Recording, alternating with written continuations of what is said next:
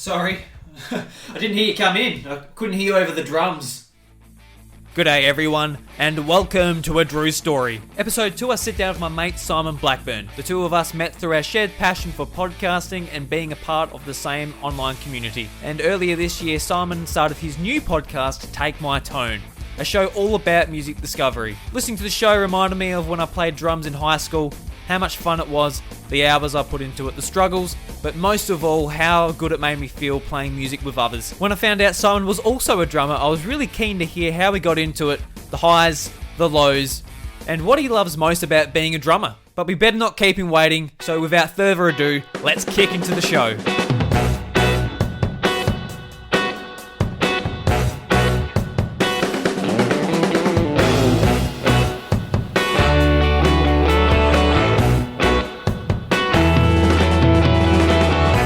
Simon Blackburn, welcome to A Drew Story. Thanks very much for having me. No worries.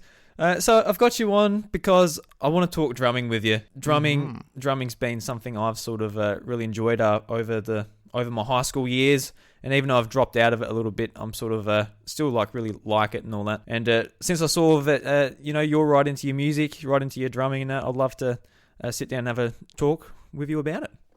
Fantastic, because with my podcast being all about tech and all about songs, I rarely get a chance to talk about actually playing music, so this is a good diversion for me. Yeah, absolutely. But just before we jump into that, I've got some icebreaker questions for you, just so the audience can sort of get to know you and for me to have a bit of fun. So see what your takes on some things are. So The first one is, what topping does not belong on a pizza? Licorice.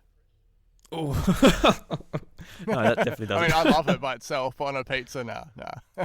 Yeah. So, would you be a pineapple man? Are you a pineapple man on the pizza? I'm pro pineapple. Yep. Yeah. Yep. See, I don't like pineapple, but I've got no problem with it. I think it's a fine thing to have on a pizza. I just personally don't like the sweetness mixed with the savoury. Yeah. Right. Yeah. I think why people get hung up on pizza is just because it's a shared food. If you don't like it, then you're stuck with it. If the other person wants it, yeah, it's a sacred not the pizza itself isn't a social lubricant because that would be disgusting. But it's something that generally, if there's a group of people, hey, pizzas, it's usually going to go well. Yeah, because every now and again you see someone with a well done steak, you're like, suit yourself, buddy. That's fine. I know someone who likes their steak well done with no topping. Yep. It's it's just like eating a biscuit at that point. But yeah. Next up is, what is one responsibility you would love to give up and one you wouldn't like to give up? That's very interesting. I'd love to not to have to be responsible for paying bills. that would be a good one. I mean, I feel like that's my duty anyway as the man of the house. But it's just to not have to pay bills that'd be sweet. So lottery, come hit me up. Do you mean just a random stranger just pay them for you, or you mean your wife take over and pay them? I mean more just win the lotto and it's you're set. Yeah, that'd be sick. Yeah. Something not to give up. I don't want to give up being a father. So yeah, that's a little bit of a heartfelt one. Yeah, I thought that might be it because it's I'd like to give up just not looking after my kids. It would have been a bit rough. Yeah, unfortunately there are some idiots out there like that, but I'm not one of them. Of course, Yes. And last one. If you could travel anywhere in the world, all expenses paid, and the kids were on their best behaviour, where would you go? I love the kids' best behaviour part because that means that the long trips factor isn't too bad. Man, where do I want to go? Oh, this is really hard. I've always wanted to go to Canada, so oh yeah, yep. That's probably going to be the thing that usually springs to mind, but. Yeah, probably between that and Italy, I think. Yeah, that'd be great to go to. Because the last episode of A Drew Story, that was all about travel, and we talked a fair bit about it. And I brought up Japan. Japan would be the place I'd love to go to. Oh, of course, the home home ground of Nintendo. Yeah, go to Kyoto and wave to Miyamoto from his office building. Hello. I guess this is a question as well. But if you could ask me one question and get 100% honest answer from me, what would it be? Okay, with this question, it's would you rather, and it involves you dying, unfortunately. Oh, okay. I do not mean any ill will. This is just one of those, if you were faced with this consequence, this is how you have to choose. Would you rather drown in a sea of furphy or be cuddled to death by a group of Bulbasaur? Cuddled to death by a group of Bulbasaur, but they're probably, I would assume they'll be pretty heavy a Bulbasaur. Like, just for context, a Bulbasaur is a Pokemon. In case there's people out there saying, what the hell's a Bulbasaur? It's like just imagine a little dinosaur that's about up to your knee. With a huge plant on its back. Yeah, with a huge bulb on its back, hence the name, a bulba dinosaur. Probably cuddled to death. I think drowning is one of the worst ways to go. Yeah, it would be, particularly, but it's hard though because drowning would be quicker. Unless one of the Bulbasaur just jumped on your head or something and knocked you out, I guess that'd be right. And you could say like, oh well, Drew, you're drowning in furphy, you're drowning in a beer, so it'd be horrible though. Well, you could say put your skills to your test and just drink it before you drown, depending how much you're in. But just jump straight in the sea with a massive funnel or something. Yeah, and just like you see like the water levels or the beer levels just go down. And it's just left me with like a huge inflated ball just full of beer. See how that works for me. Well, I hope that you're not faced with either of those because, if you have to die from something that you love, Anyway, yeah, I mean, Bulbasaur's not my favourite Pokemon, but he's cute. He's cute enough. I'll take a hug. I just feel like that. I was originally going to go with Charmander, but I feel like you could just end up burning alive. So that's why I went with Bulbasaur because Squirtle might drown you. Bulbasaur, unless they start, giving you a vine whip or something, it's probably just going to be like a nice little toasty cuddle in the sun. So yeah. Plus, I think that one scene in Detective Pikachu where they all come out, that just made me really, really love Bulbasaur again. And I was like, I kind of just want to just cuddle one and lay around by the side of the creek. It was so cute, man. Just with like the big eyes, I think that's what got me. Yeah. As soon as they batter those eyelids. The female ones with like the eyelashes, yeah. Well, they got my rhythm going, and speaking of rhythm, we should talk about drumming. Yeah. So, Simon, I want to know sort of back to the very start when you got into drumming. So, what year was it? Were you at high school or what time was it? So, I massively just got into music in general around 14, so year 9, and I really wanted to like be in a band, and at the time I was really obsessed with either being a DJ in a band or a bass player in a band, and my dad ended up saying something stupid like bass playing is boring, and so I ended up getting a set of turntables, and that didn't last very long because you're at that thing where you go in all guns blazing being like, I'm gonna be awesome, like thinking that you can just peel out like the coolest scratches ever, and when you're not awesome straight away, it's a little bit deflating. So they sort of end up gathering dust, and I kind of wish I had them now. But and so I ended up, it's probably around year 12, we formed a little high school band. I was doing vocals, doing like rap rock and stuff like that.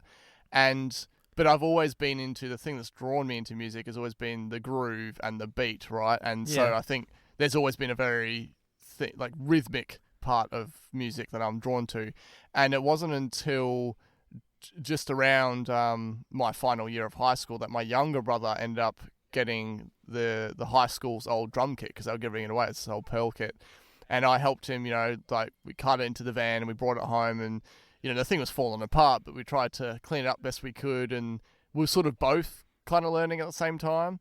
And he's just more naturally gifted than me, and he ended up, it was kind of a little bit of a competition, but because he was 6 years younger than me, it was like, get my ass handed to me by his kid. But still, I was always into it, but because I didn't have my own kit, I couldn't really practice, right?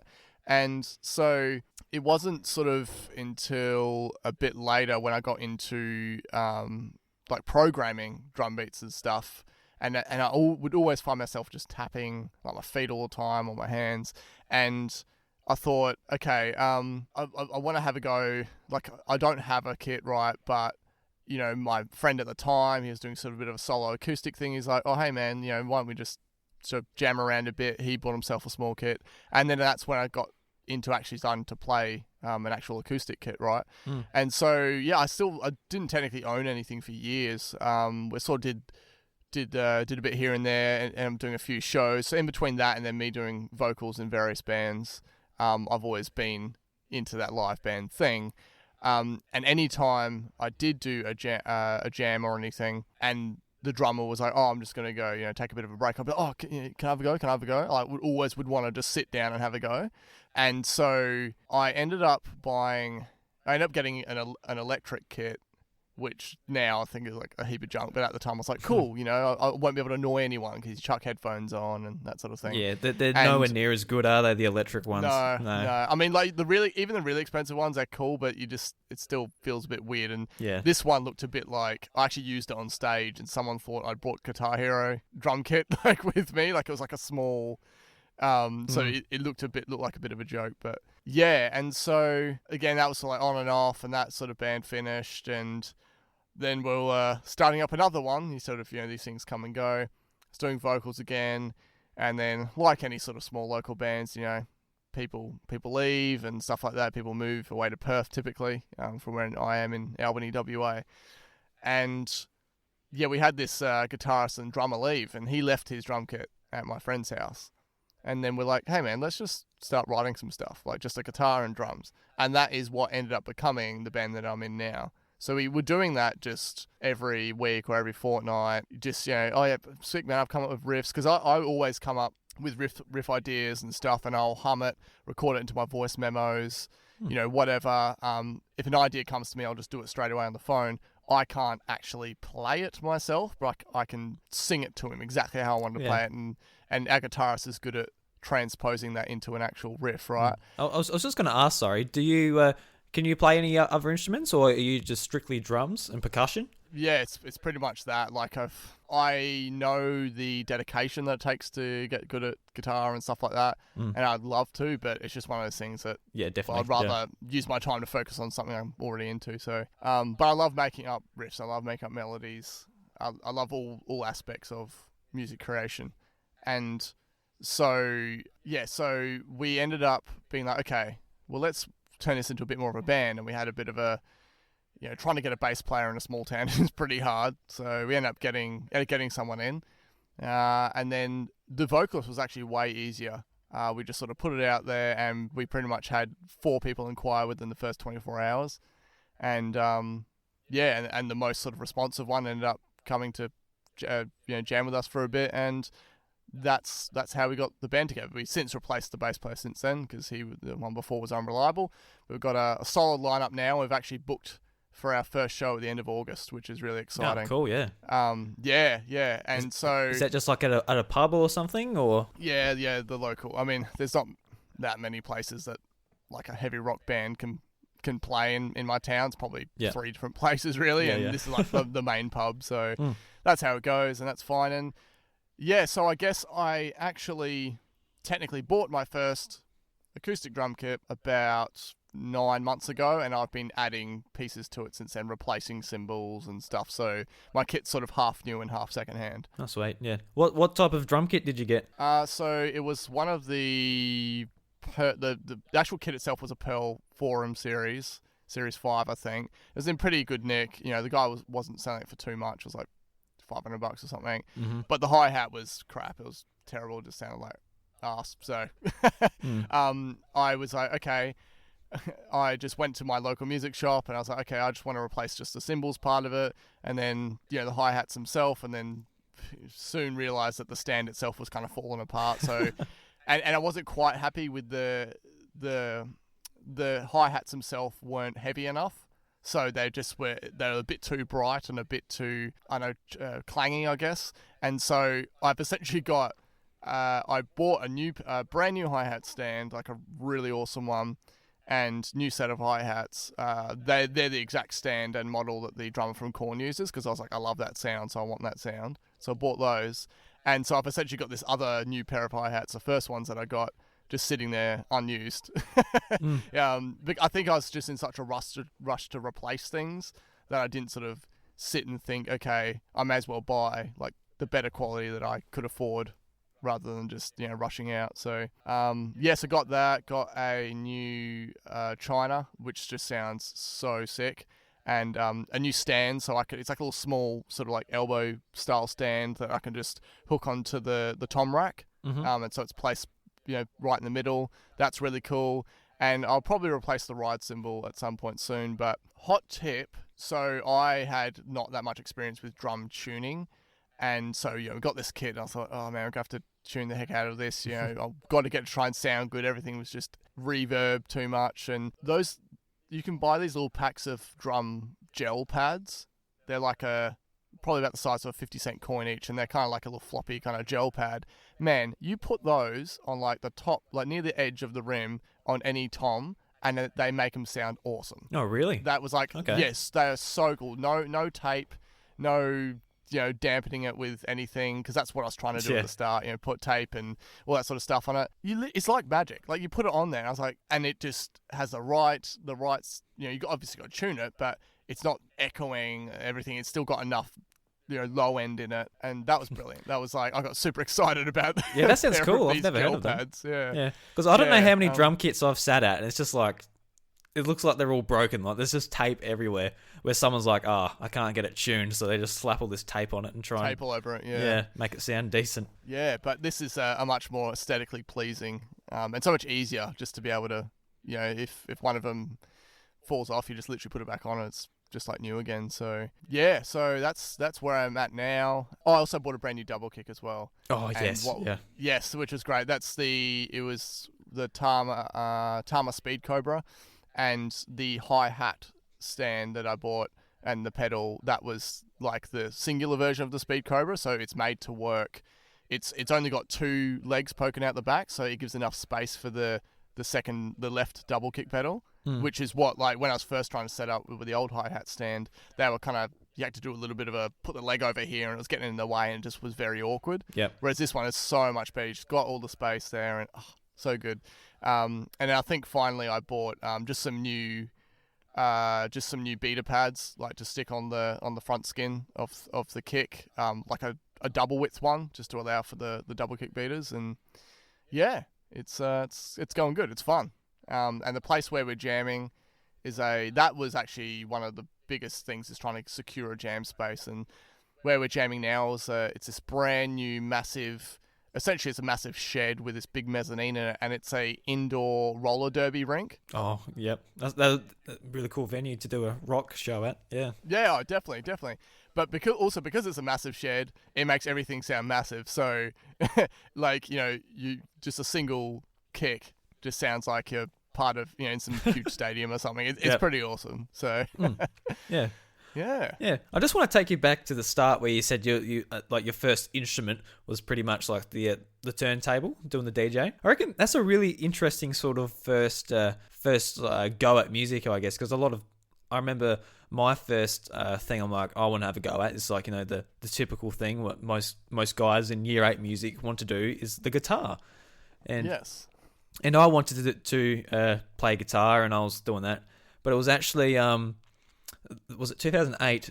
Guitar Hero World Tour came out, and I got the mega pack with that. And playing that, I'm like, I'm having a lot more fun hitting this thing than I am actually, playing the actual the button guitar or whatever. So I remember I was already in for a guitar lesson with my music teacher, and she said, actually, I want to play drums. I want to try the drums. And sort of earlier that year, I had to try at drums, and I couldn't do the basic rock beat. I had I couldn't cross my arms and do like the 1, 2, 3, 4. I just couldn't do it. But after a couple of lessons, I actually got the beat down and sort of take it off from there. And I actually got really lucky. There was a really good drummer in my year at school, but he ended up moving to a different school in the next town over. So I actually got to take on the role as the drummer in the school band. Oh, wow. Yeah, and at this time, I had no idea really what I was doing. Like, I'm still learning. I could do like the basic rock beat. I could do like a few little cheeky fills here and there. But cheeky fill. Yeah, cheeky fill. But apart, sounds like a character, like a guy that that's just cheeky Phil. Yeah, cheeky. Yeah, with a PH. Phil. Look at cheeky Phil over there. Yeah, he plays fat beats with a PH. Yeah. So yeah, like throughout high school, I got to be in the school band, and that was a great experience. We did a Grease musical at one point. That was a lot of that was a lot of work and a lot of fun to do, and met some like pretty cool people, and it was good to sort of get the double off each week. I think I got out of like biology or something, which was awesome. To go and play drums. It's so good when you can score something like that. You're like, man. And you get extra SACE points, so you don't have to do another boring subject. It's really good. I absolutely loved it.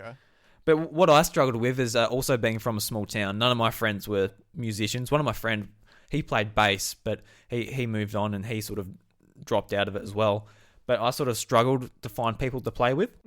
There were lots of people, sort of like older crowds that did jam sessions at Beachport near where I live. But it just wasn't the same. Sort of like jamming it out with the older crowd, just for like different tastes. And they've got especially when I was like sort of beginning, they wanted me to be better than I was, I guess. Like they sort of expected me to like know when to come in and when to go out and all that. I'm like, so was they like, you said they're older crowd, were they like just pub rock cover bands and stuff, or? Yeah, pretty much, yeah. I guess, and they're playing like, in like some of their songs I wasn't familiar with, just because different eras, different times. Yeah. So I guess that's why I sort of dropped out of it, just for the fact that like I still love it, and I still, when I listen to music, I actually I listen to the drums. I hear the lyrics, I hear the drums, and everything else is in the background. So yeah, like I really do love it, but it's one of those things where it's like, it's kind of a shame that it's dropped by the wayside, because it's like one of my, it gave me like playing in the school band and playing like in the jam sessions, and it gives me like probably the biggest high that I've like have in my life. It's just such a good feeling playing live music. It really is. Yeah. I still remember like we played Rammstein at a school assembly. What, like, was it Du Hast or? Oh, I think it was. I can't actually remember. I can't remember the name of the song now. But how's it go? Because no, I can't even do it now. It's the dun dun dun dun dun dun dun dun dun dun. Yeah, I think it was that. Yeah. I haven't listened to him in years now, but yeah, we did that at school assembly. Like we didn't have a vocalist that could scream German, so we just had it as like an instrumental. But like, yeah, the assembly loved it, because it was usually like, the school band comes out, it's like flutes and whatever. But then there's like just bust that out. Yeah, pretty much. It was awesome. Did you have any teachers in the school that like taught second languages and stuff? We did. We had an Indonesian teacher, but I think he left the second year I was there. Oh, okay. Because I was gonna say, if you had a German teacher, what you need to do is just really rile them up. And then make them like run after you out into the stage and have a mic in their face. That'd be awesome. It'd be the same thing. Yeah, you get like, it's like this really nice little like German lady who's the teacher, and she just like cracks it out. It's like dush. Oh, it's fun. Yeah. So yeah. What's the name of the band you're a part of? Well, we haven't officially revealed it. Oh, yet, okay. Yeah, I'll leave it then. But I did put a little thing on Twitter. So it's a little bit of play on words. So the band's name is Liz Dexic, because our singer is quite proudly dyslexic. Mm-hmm. And it's kind of like the dyslexic pronunciation of the word dyslexic, like Liz Dexic, and we turned it into a name, like a female's name, like Liz space Dexic. So yeah, it's quite on the nose. Yeah, it's one of those things that I don't think, I think if you were a band just making fun of the name like that, and no one in your band actually experienced or had dyslexia or anything, I don't think that would be not a very good move. Whereas we were kind of like, should we? And she's kind of like, well, like it's something that she often just laughs at herself about anyway, in terms of, what she struggles with, particularly when it came to writing the lyrics and spelling correctly and everything. And because I have a big hand in constructing lyrics and stuff, like I've helped her out a lot in that way. Yeah, you're good with your words, so yeah. Cheers. And so we're just kind of like it's kind of catchy. It's something different, and so we'll see how it goes. And I made the logo, and the logo is basically like a whole bunch of letters all jumbled up together, like people that do struggle with dyslexia and stuff. So they're all jumbled up together, and then the negative space is the word dyslexic. So. It was a good opportunity for making an interesting logo too. Yeah, and that sounds awesome actually. Yeah, just like I love names obviously with like sort of like meaning behind them, and not if you've got it included in the logo and everything. That's really cool. Yeah, definitely. What would be your favorite drum? I know like I've got mine, which I absolutely love, but what would be your favorite drum on the kit, or even a cymbal like piece? I'll say, what's your favorite piece on the drum kit? Piece. Well, cymbals wise, I'm really loving that China.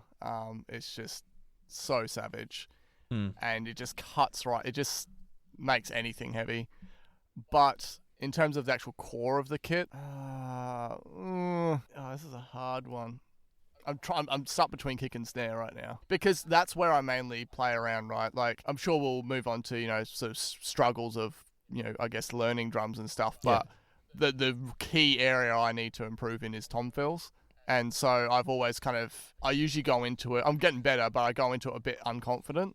And so, but kick snare is like that's like my home ground, you know what I mean? I can always rely on that. I can always just, pull off like interesting variations, without even thinking about it. But if it comes to try and, doing a fast tom fill or something, or doing something, I'm sort of like, I'm better at doing stuff that's a bit sort of slinkier and slower and kind of got a bit of swing to it, like those type of tom fills. Whereas I want to sometimes, if we're playing a faster tempo song, I want to come in and just peel it out bang on time. And I usually just, if I don't start it off right, then I'll just mess it up, and it ends up just becoming sort of like a 2-hit sort of thing. So yeah, I've tried not to overthink it. Really, I'm trying to sort of resign myself to the fact, and I've had this, suggestion from a lot of other drummers and people playing bands is, as the drummer, don't worry about it trying to look cool, like pulling off a song in time and it matches the music is far more important than trying to pull off something fast or tricky on stage. Yeah, because if you stuff it up, you're going to look like a fool, and you're going to ruin. Exactly. You're going to ruin everyone's. Going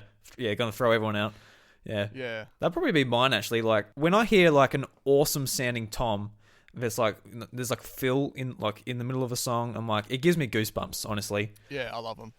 Yeah, and that's why like I'm the same as you. Like you're sort of counting the bars, and you're thinking, oh god, like, I want to do a cool fill in this bit. Then you think of it, then you just like do a little thing on the snare, like, oh, that'll do.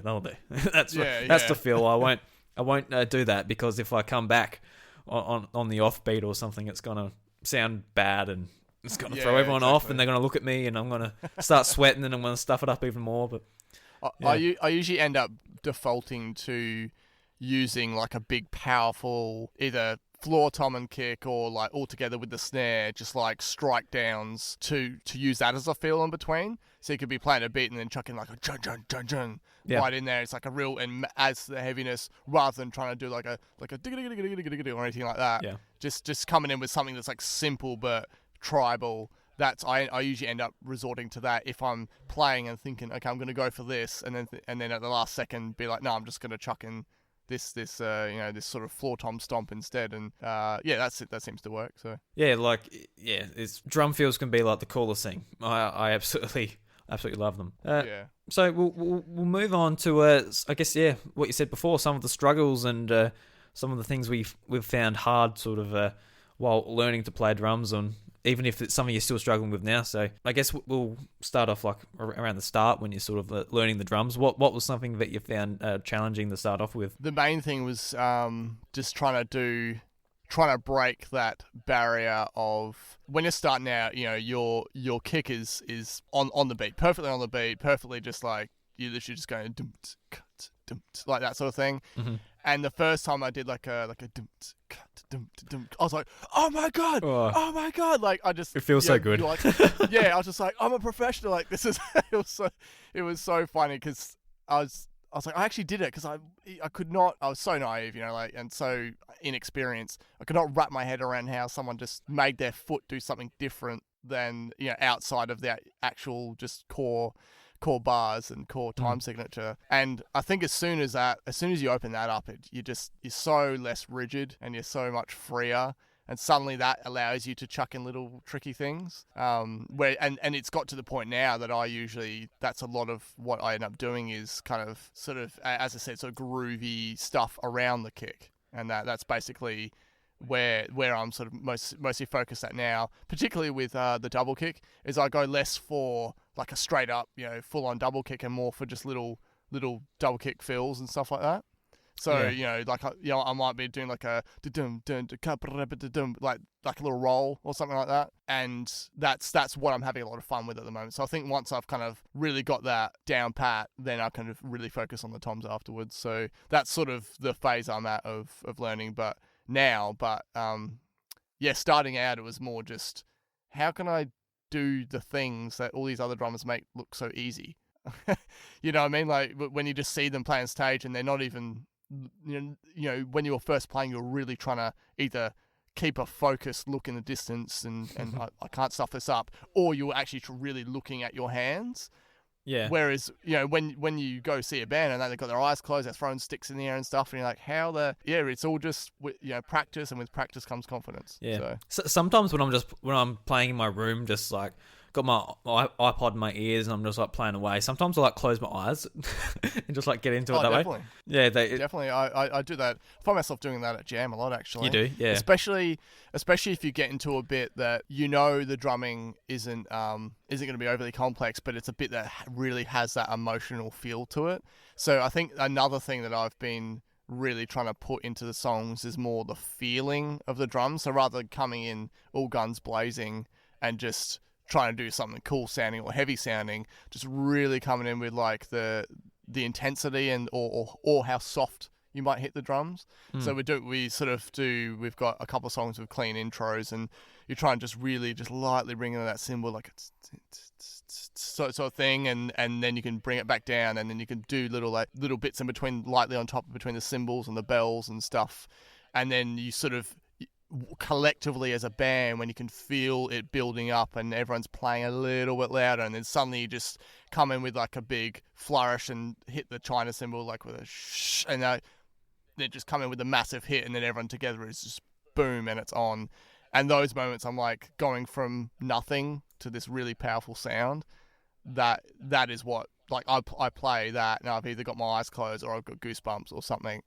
And that's the sort of thing that I love getting from music. And it's sort of like that's sort of the next step of drumming. Like you can hit like the drums in the right order, but actually like giving it the feeling is sort of the next step of, I guess, becoming like a really good drummer.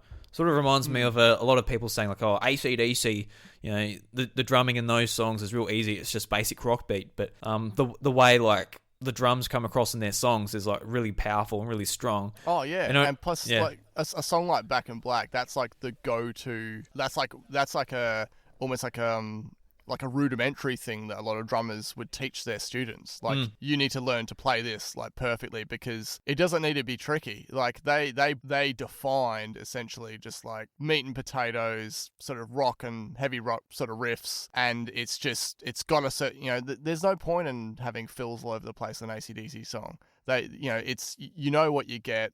It has a certain, it gets everyone into it. It's got a certain groove to it, and it serves its purpose. Like that, I guess that's the thing, is that's kind of made me say, on a recent episode of Take My Tone, I guess Dane brought in Metallica, and there's always that thing, running joke amongst people into metal that Lars isn't a great drummer. Like he thinks he's great, but he's not, sort of thing. And it wasn't until I sort of went back and listened to some of that older material that, while yes, he does way less in the way of double kick or technical fills or anything like that, there was a lot of stuff that he did involving strange time signatures and things like that, and just knowing, still providing the drive for the music and giving more space for the riffs and that, rather than just trying to be all out drum machine. Yeah. So, yeah. Yeah, it's just another one of those things where like these really good drummers make it look really easy. So if you're just hearing 1, 2, 3, 1, 2, 3, or 1, 2, 3, 4, 1, whatever it might be, like, you can sit back and say, oh, I can do that, when you get on the kit, but you won't be able to make it sound as good as they do. Like, yeah, exactly. Plus, even stuff like, I remember my dad telling me, because he's a huge Rolling Stones fan, and the Rolling Stones drummer, right? Okay, yeah, he's playing quite, yes, relatively like simplistic stuff, right, to suit the music. But amongst a lot of drummers, he's kind of almost referred to as the human metronome. Like, yes, he plays sort of basic beats, but he plays them perfectly in time. And he's highly regarded for having such good timing. And that in itself is kind of like a hidden skill. Like, you can get, I remember seeing like a lot of, particularly myself being into metal and stuff, there's various other bands that have, the drummers doing this crazy stuff, but they sound kind of sloppy. Because there's just so much going on, and it's kind of like, I guess, making the song too busy or whatever, that when it comes live, you find out that by the time they've come out of their fill or whatever, the guitars are ahead of where they're meant to be, and things like that, Yep. Whereas, so there is something to be said for drums that really just serve their purpose for the song rather than just trying to prove yourself as a skilled musician or anything. Yeah, like making each part of the kit actually speak for itself, not just have it all going at once. Actually, like, hearing like a sick fill on the toms, and you can hear like the bass drum just like going. It's like, like hearing how fast it's going. Like sometimes that can be impressive, just how fast it is, but it can also come across as as well. Yeah, yeah. Actually, I forgot to ask you as well. Did you get drum lessons to learn, or did you learn sort of just by yourself? Oh, just by myself. Just by yourself, yeah, cool. Yeah, I've always wanted to seek out drum lessons, particularly for the stuff involving just learning the proper drum rudimentaries and as I said before, stuff to do with tom fills. But at the same time, it's kind of exciting just figuring it out yourself. Yeah. Yeah. Because I play different to you. I'm left-handed and I play like open. So my left arm is on the hi. The hi-hat and everything is still in the same place as you would have it. But my left arm is on the hi-hat, my right arm's on the snare. So there's no crossing over. But then if I want to play on my right cymbal, which is all the way over the other side, I've got to cross my arms big time for that. Wow. Yeah, okay. Yeah. Did that feel awkward at first? Because that's like that'd be quite a reach, I would imagine, to sort of... It is, yeah. It's funny enough, I tried swapping the ride and the crash over to have the ride central, but it was actually ended up being more of a strain having your arm lifted that high rather than crossing it over. So now I basically position it so the ride is sort of overhanging the floor tom a fair bit, but still enough that I don't accidentally hit it. And I've managed to have it quite low and overhanging that my arm is still crossed over, but it's sort of in a comfortable enough position that it's because there's this song that we'll probably open with actually, and probably the song that we plan on recording as a demo, which has just a lot of, particularly in the verses, it's quite a basic beat, but a lot of ride on it.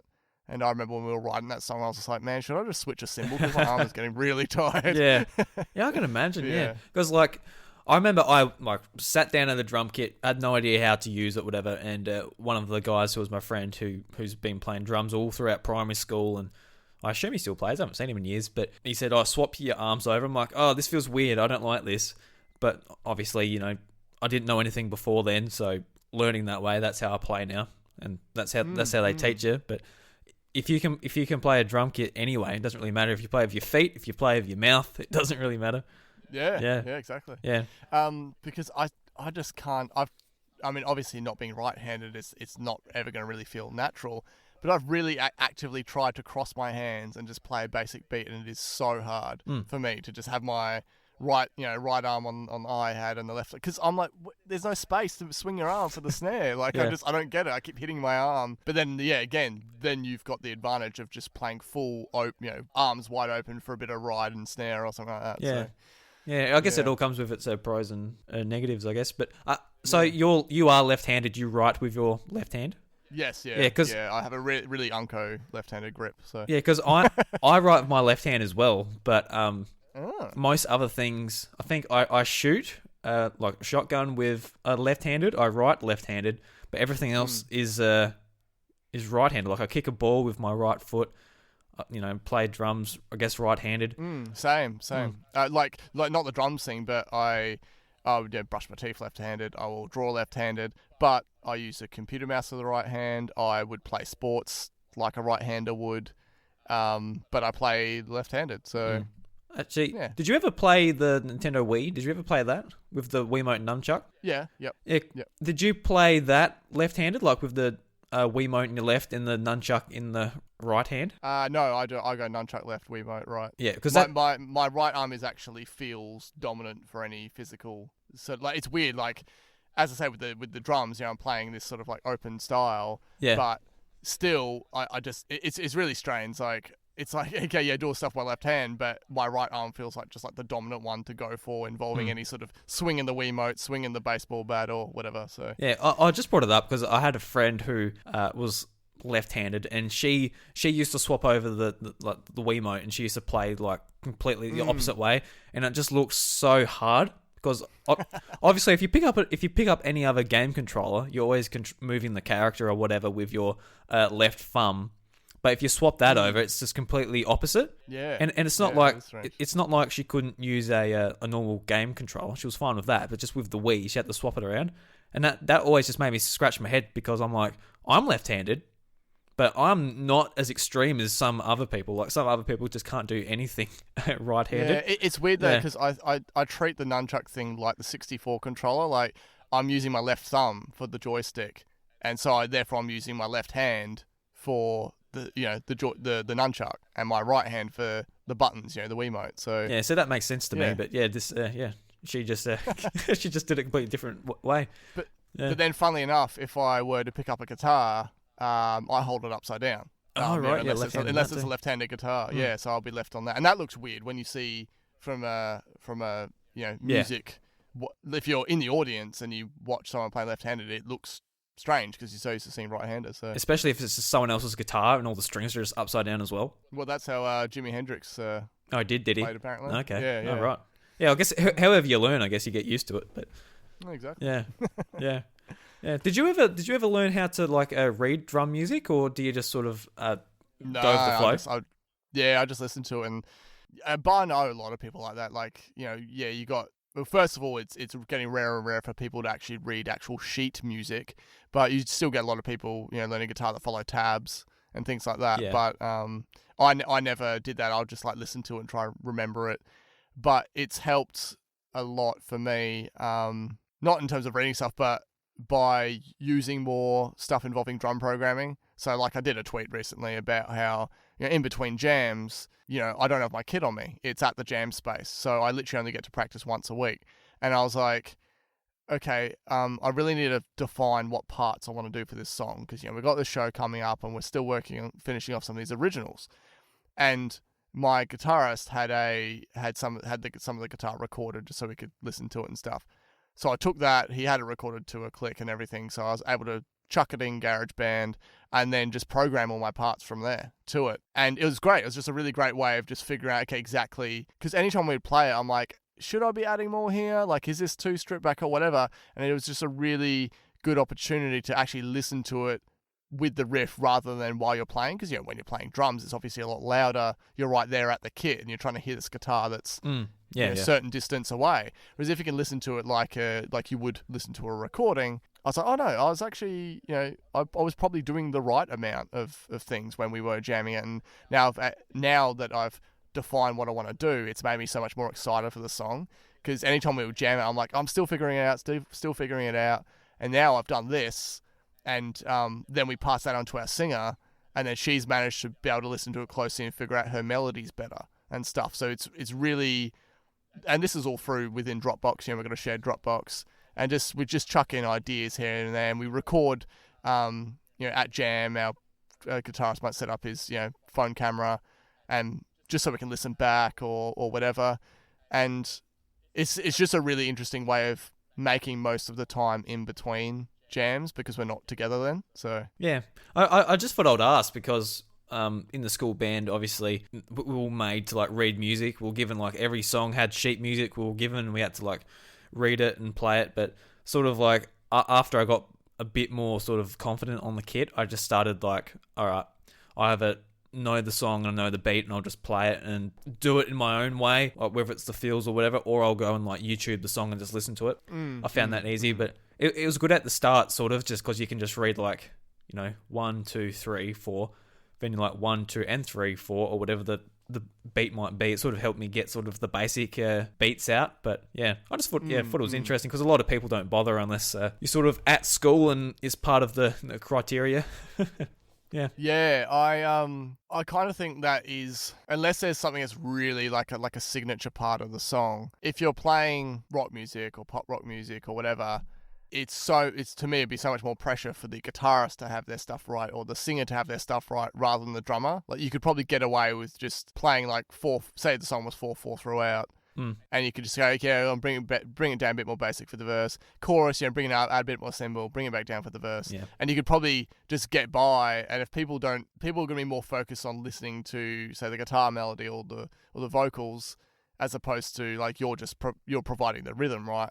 And I kind of feel like at least you have, and that would be an advantage in like a cover band as well. Especially if you're playing like pub rock stuff, a lot of it has got those sort of general time signatures and that. I kind of feel like, if you're relying on that and the fact that people will be half drunk, you'll probably get through the set all right.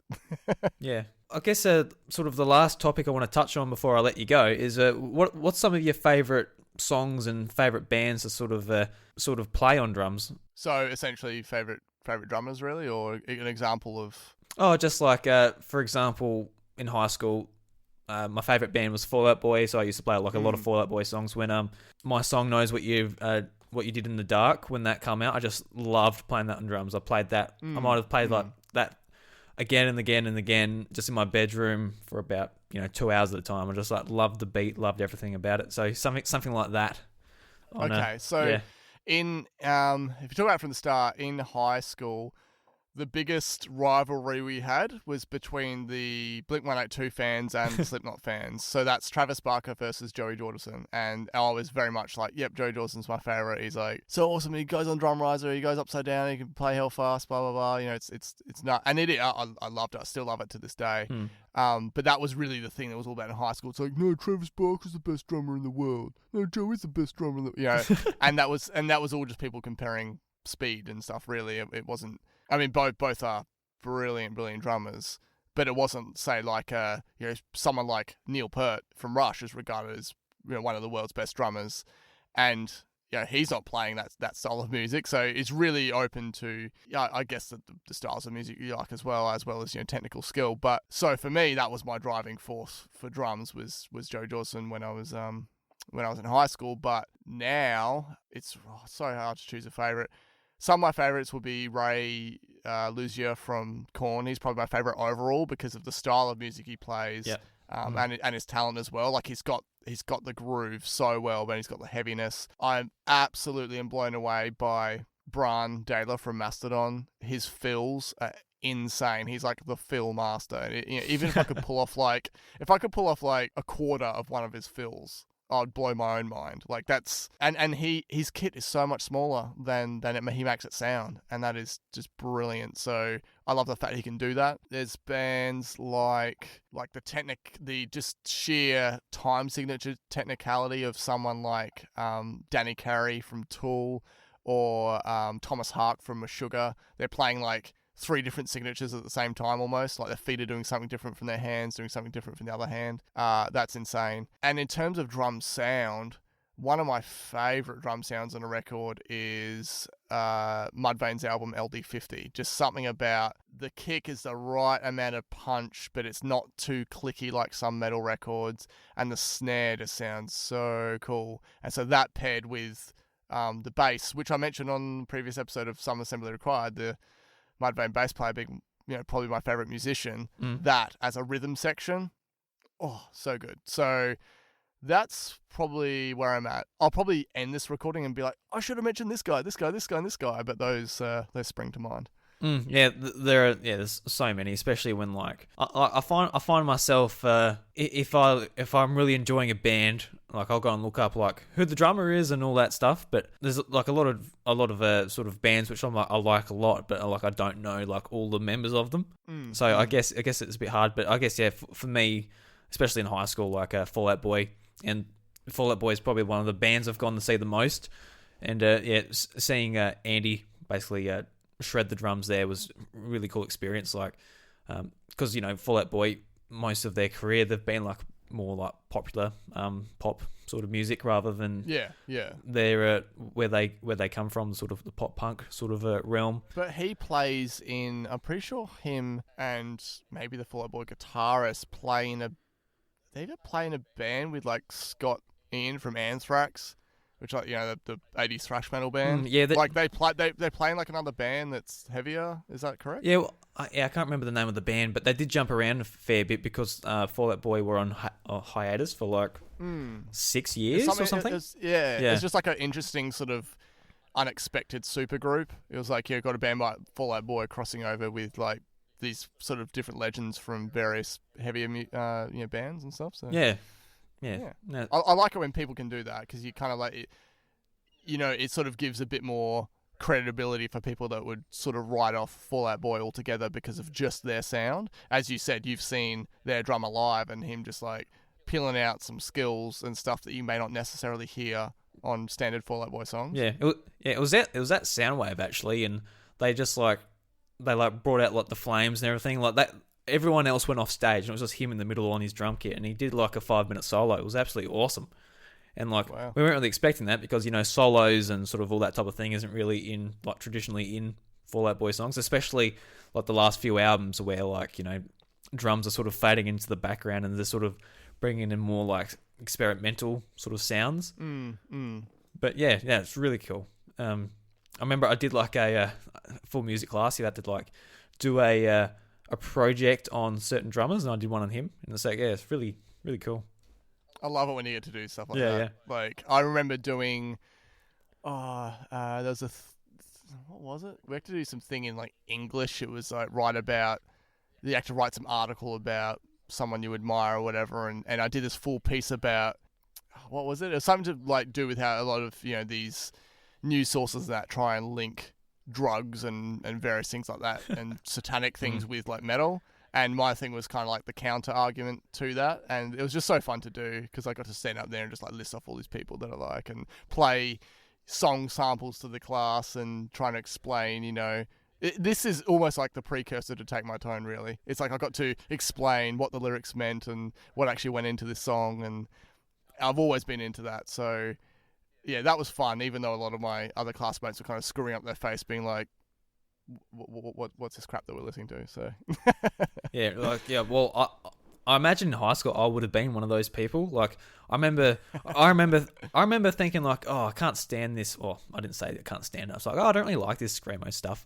But out of high school, I'm like, and now like I love it. Like, just like it just like grew on me. And I get the same from other people, especially my girlfriend. She's like, what the hell are you listening to? It's like, why do you like this? But it's just like, it's just pure energy when you're in the mood for just like being the best you can be and you're like full of energy. It's not, people often think that metal and like heavy music means like sad, angry, whatever. So it doesn't necessarily mean that. It means, it's a lot more positive to me than I think a lot of people who don't understand it take it. It's more of like a cathartic kind of experience and a release, and people that whether you're playing the music or you're in the crowd, as a way to just like just either have a good time or release some tension or whatever, yell your lungs out and stuff. So it's but it is funny though, because that kind of also shows the difference in even just our ages, because you say screamo, but that wasn't even like a term when I was in high school. So, but it is funny, as you say, also with your girlfriend. Like, my wife is convinced that I only listen to songs about sacrificing goats and pillaging villages, and it's like, I just don't like goats. Just sacrifice them. Well, to be fair, when I was in high school, and I'm still where I am into a band like Slipknot, but particularly back then, all I wanted to do was get a pet goat, because I wanted to just have a pet goat. I wanted to dye his beard blue, and just like have a black goat and just be like, yeah, this is my pet. Check it out. That'd be good. Yeah. Oh, it's fun. Yeah, because my girlfriend as well, she's terrified of goats. Oh, really? Yeah, wow. Yeah. I think she used to deliver pizza, and I think she went to a place and she got chased by a goat. So. Oh, that's an interesting story. Yeah, yes. But we'll save that for another day, Simon. Yes. Oh, well, Simon, thank you very much for coming on the Drew Story. It was a lot of fun being able to talk to you about all this. And yeah, I'm always really keen to sort of set up my drum kit again. Like, it hasn't been set up for the last 2 years because, like, you know, I've moved to a new place and it just hasn't been set up. And like, I'm in town now. I used to be out on the farm. It was a lot easier now, but I hear my neighbour every now and again sort of drum, so I'm like, oh well, they won't mind obviously if they're also drummers. So yes. Yeah. Well, I hope so, because that's how we lost our original jam space. Was the neighbours around our guitarist's house started throwing rocks at the jam shed. So oh shit. Yeah, and then he started getting noise complaint letters in the mail, and that's when we had to move elsewhere. Yeah. So. Yeah. Well, your area looks really cool now from the photos you put on social media. So. Oh yeah, man! It's in a big industrial area too, so there's no houses like for ages. So it's fantastic. Yeah, that's awesome. All right, so if people want to find you on social media or the podcast and the many things you do, where can they find them? Okay, so I guess all of us collectively as podcasters seem to be most active on Twitter, and so my own handle is @PrecisePath. I also have 2 podcasts, one called Apple Size Podcast, which is all about, you know, if you love Apple tech and tech news and the like, do that each fortnight.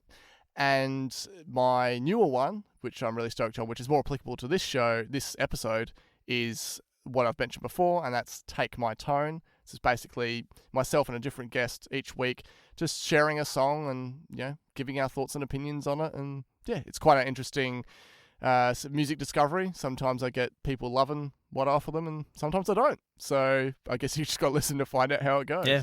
But yeah, and I definitely recommend it because Simon's podcast, Take My Tone, is sort of what got me thinking about music again, finding new music and thinking about drumming again and all that stuff. So I thank you for that, and yes.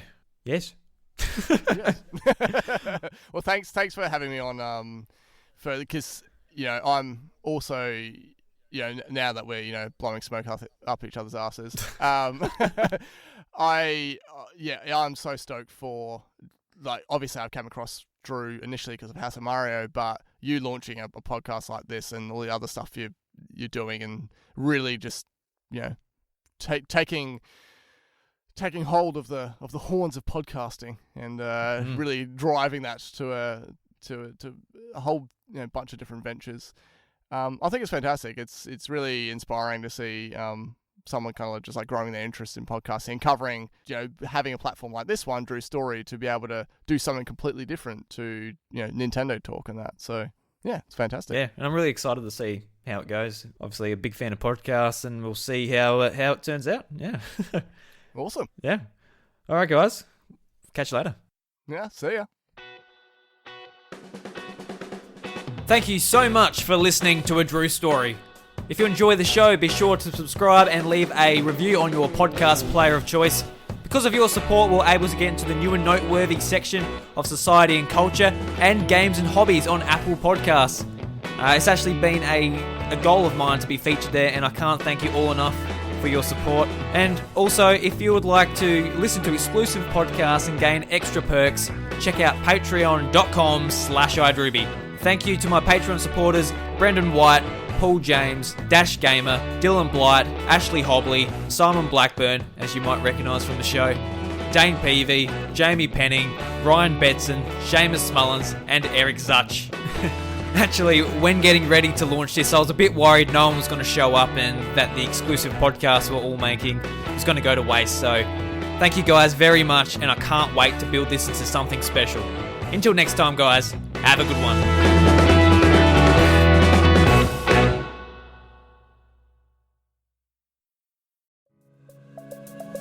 A Drew Story is lovingly crafted and recorded in the southeast of South Australia. The show is produced and hosted by me, Drew Agnew. If you enjoy my work here and on my other podcasts, The House of Mario, Encore at the House of Mario, and Kraken Furfies, help spread the word by sharing us with a mate or leaving a 5-star review on Apple Podcasts and Spotify. If you would like to show further support and help me achieve my goal of freeing up one working day a week to spend more time refining and creating podcasts, please consider checking out patreon.com/iDrewby, where for only $1 you get access to my secret recordings where I share everything behind the scenes. A big thank you to the legend DJ for supporting the content at the podcast producer level on Patreon. From the bottom of my heart, thank you.